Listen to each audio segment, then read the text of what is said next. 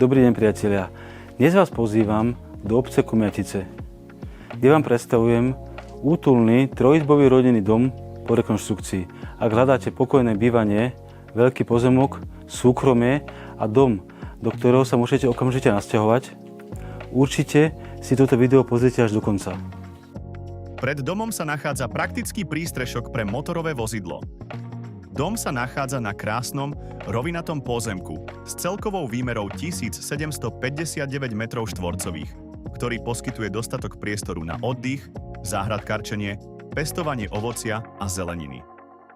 Na pozemku sa nachádzajú dve studne. Rodinný dom bol postavený v roku 1976 a počas rokov prešiel postupnou rekonštrukciou. V roku 2022 bola zrealizovaná nová valbová strecha so škrydlovou krytinou.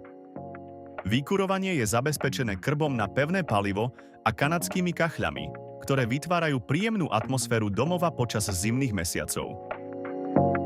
V dome boli zrealizované nové rozvody plynu, vody a kanalizácie.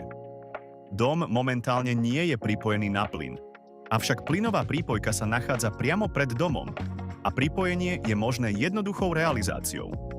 Komfort bývania zvyšuje klimatizačná jednotka a kamerový systém s nahrávaním, ktorý zabezpečuje vyššiu úroveň bezpečnosti. Veľkou výhodou tejto nehnuteľnosti je samotná obec Komjatice, ktorá ponúka kompletnú občiansku vybavenosť. Milovníkov športu, prírody a oddychu určite poteší obľúbená vodná plocha Štrkáreň, ktorá poskytuje ideálne podmienky na rybolov, vodné športy, prechádzky, cyklistiku či relax v prírode. Ak vás táto ponuka zaujala, zavolajte mi a príďte si domček pozrieť osobne.